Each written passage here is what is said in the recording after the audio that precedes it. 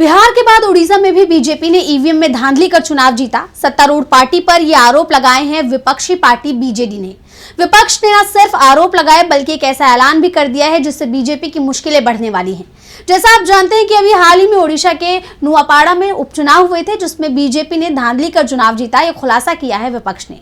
क्या है पूरी खबर, देखिए इस रिपोर्ट में। हाल ही में ओडिशा के नुआपाड़ा में हुए उपचुनाव में बीजेपी की जीत हुई, लेकिन जीतने के बाद पार्टी बुरी तरह फंस गई। राज्य की विपक्षी पार्टी बीजेडी ने बीजेपी पर ईवीएम में छेड़छाड़ कर चुनाव जीतने के आरोप लगाए। बीजेडी ने आरोप लगाया कि नुआपाड़ा में उपचुनाव के दौरान बड़े पैमाने पर सरकार ने धांधली की है। पार्टी की तरफ से यह भी कहा गया कि वो चुनाव आयोग से इसकी शिकायत भी करेंगे। हालांकि उपचुनाव में धांधली की शिकायत मुख्य निर्वाचन अधिकारी से की गई है, लेकिन कोई नतीजा नहीं निकला और इसीलिए अब राजनीतिक मामलों की समिति ने तय किया है कि चुनाव आयोग से इसकी शिकायत की जाएगी। वहीं इस मामले को लेकर विधानसभा में बीजेडी की चीफ व्हिप प्रमिला मलिक ने बताया कि कम से कम 63 पोलिंग बूथ पर धांधली। लोगों ने बीजेडी को जो वोट दिए वो किसी दूसरी पार्टी को दे दिए गए।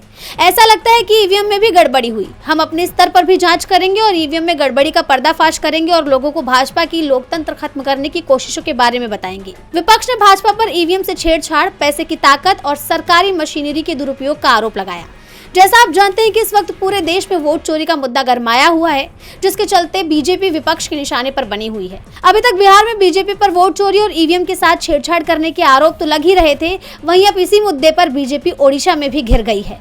ओडिशा में विपक्ष चुनाव आयोग से शिकायत करने के साथ साथ अपने स्तर पर भी जांच करेंगे, जिसको लेकर कहा जा रहा है कि अगर विपक्ष के हाथ कोई ठोस सबूत लग गए तो बीजेपी के खिलाफ मोर्चा खोल दिया जाएगा। वहीं अब देखना होगा कि चुनाव आयोग विपक्ष के इन आरोपों की कितनी निष्पक्षता से जांच करता है और क्या कदम उठाता है। डीबी लाइव की रिपोर्ट।